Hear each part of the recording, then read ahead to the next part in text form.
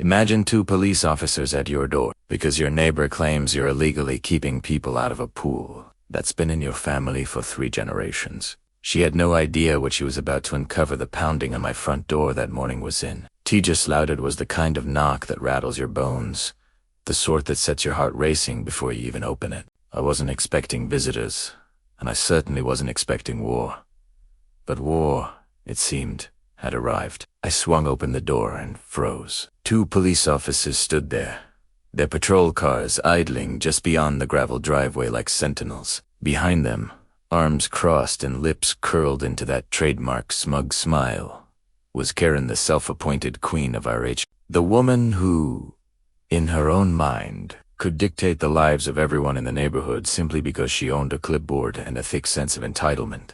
"Mr. Hart," one officer said, voice calm but official, "we've received a complaint from the Cedar Glen Homeowners Association. They allege that you are unlawfully restricting resident access to the community pool on your property." I blinked.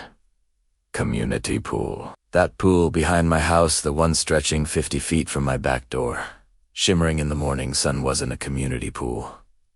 Not even close. It was Hartstead Ranch's pride and joy, a labor of love passed down through generations, built by my grandfather's own hands in the sweltering Texas summer of 1964. Every single tile carried the weight of his sweat. Every ripple in the water held memories of my father tending it for decades. That pool was legacy incarnate, a monument of family, to hard work, 2 summers that had shaped my childhood. And here stood Karen, clipboard brandished like a sword, ready to slay history with a single phone call. What say didn't know what she could never understand was that she had just poked a hornet's nest by knocking on my door.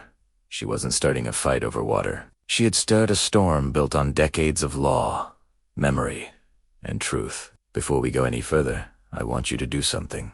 Drop a comment telling me where you're watching from, what time it is there. I want to know who's in this fight with me, because this story, it's bigger than just one pool. When I tell people the entire ordeal began over a pool, most of them laugh. A pool.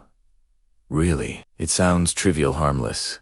Even a summer convenience that no one should care about enough to pick a fight over. But you haven't smelled that summer air, filled with barbecue smoke and pine-scented evenings. You haven't felt the chill of water wrapping around your legs under a clear Texas night sky. You haven't grown up with a pool built by the hands of your ancestors. That pool was our history, our joy, our memory frozen in concrete and sky blue tiles. And when Karen tried to claim it as her HOA's property, that's when the fight became personal. My name is Daniel Hart. A year before this chaos started, I left Houston, worn down and burnt out from the relentless grind of the energy sector. 12-hour days, meetings that ran in circles, phones buzzing every second. It had drained me. When my father passed, I inherited Hartstead Ranch, tucked into rolling hills just outside San Marcos, Texas. I thought I was returning home for peace, a quiet life. Instead, I walked straight into a war I didn't even know existed. The heart of Hartstead Ranch wasn't the house, or the barn, or even the sprawling pecan grove. It was that pool. My grandfather built it by hand, back when he wasn't a wealthy rancher, just a stubborn bricklayer who had spent his life building walls for other people. One scorching July, he decided his family deserved something permanent, something beautiful. Neighbors thought he'd lost his mind. A pool in the middle of the ranch. Preposterous. But my grandfather only laughed, lit his cigarette, and kept shoveling, mixing concrete by hand, laying each tile with care and patience. By the end of that summer, the pool wasn't just a place to swim. It was proof that a working man could create something lasting, something magnificent from sheer grit. Some of my earliest memories are tied to that water. I can still smell the mesquite smoke from summer barbecues, hear cousins screaming as they cannonballed off the diving board, feel the cool embrace of the water on nights so hot the cicadas never stopped singing. Later, I'd float on my back, staring at the Milky Way, stretching endlessly across the sky, feeling like the universe itself belonged to us. My father took care of the pool after my grandfather passed. He never modernized it. No fountains, no fancy decking, just the same pool, scrubbed clean, patched, loved every year. He'd always say, Daniel, this pool isn't just water. It's a promise. Don't let anyone take that away. I thought I was returning to peace. Instead, Karen arrived. Karen Whitfield, newly crowned vice president of Cedar Glen. Rolled onto my driveway in her silver SUV, clipboard in hand, sunglasses reflecting her sense of superiority. She lived 2 streets over in a beige, cookie-cutter house that could have been drawn from any HOA-approved blueprint. She didn't knock. She just marched up, heels clicking like a metronome of entitlement. The first official notice arrived in my mailbox. Not long after Dear Resident, it began with that condescending, perfect HOA tone. The gist. The community pool on your property was restricted, and I was ordered to unlock it immediately or face consequences. I read it 3 times, each read amplifying my disbelief. Community pool. That pool had been on my grandfather's deed decades before Cedar Glen HOA existed. Yet here was Karen, acting as if her clipboard were the law of the land. At first, I laughed, crumpled the letter, tossed it in recycling, convinced it was just a bureaucratic misunderstanding. That was my first mistake. I underestimated Karen's persistence. 2 days later, while skimming leaves from the water, I heard the crunch of tires. Karen herself stepped out of her SUV, striding up to my gate with a syrupy smile and her clipboard like a shield. "Mr. Hart," she began, flipping through her papers.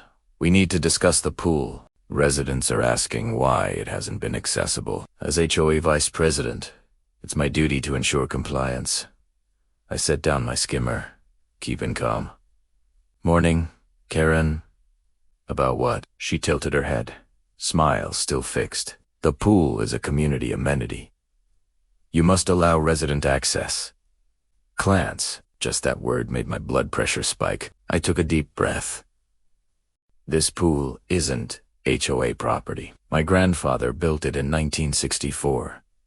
It's private, always has been. Her laugh was so fake it nearly squeaked. "I think you're mistaken. Our maps show this parcel within HOA boundaries, which means the pool belongs to the association." I nearly exploded laughing. Those flimsy maps, I'd seen them before. Convenient lines drawn wherever they suited the HOA. Meanwhile, my deed, filed, stamped, undeniable. "Those maps are wrong," Primera Said flatly. "This pool is mine. End of discussion." Her smile thinned. "Refuse, and you'll face fines. Even a lien. I'd hate to see your property tied up in court over a simple misunderstanding." Threats. Thinly veiled intimidation, dressed as civility. I wasn't folding. "Karen," I said calmly, looking her straight in the eye, "you have no idea how ugly this is about to get for you." She said nothing, retreated to her SUV, and sped off. The next morning, a bright orange violation notice was taped to my gate. Failure to comply. Fines accruing at $500 per day. My first thought, is this for real? $500 a day for my own pool. Absurd.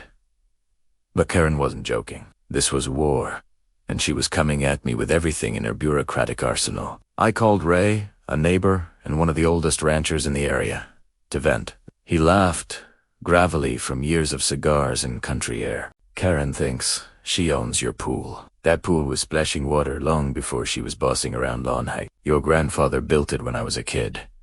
That conversation lit a fire in me. I wasn't being stubborn. I was standing on truth, and the truth had roots that ran deep. Over the next weeks, Karen escalated. More board members joined her entourage, pastel polos and khakis, lining up like a parade of authority. Cameras, clipboards, threats, each attempt to intimidate me backfired. I showed residents photos from 1964, deeds, tax records. The truth shone brighter than their false authority. She even branded my pool with a professional HOA sign. Hours, rules, regulations, her attempt to claim what wasn't hers. But the more she pushed, the more her fraud became clear. Residents who paid HOA fees for maintenance were unknowingly funding a lie.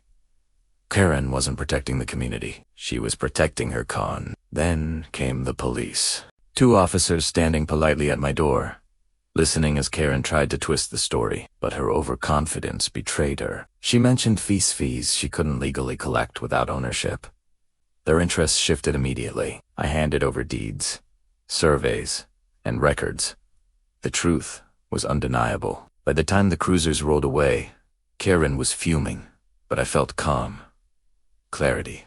She had overplayed her hand, and she had no idea how far I was willing to go to protect Hartstead Ranch's legacy. And so the battle lines were drawn. An HOA vice president with too much authority and a clipboard versus a man defending decades of family history. The stakes. Not just water, not just fines, but truth, legacy, and exposing fraud. What happened next would escalate even further, revealing the true depth of deception hiding behind HOA stationery and proving that no amount of authority can trump truth.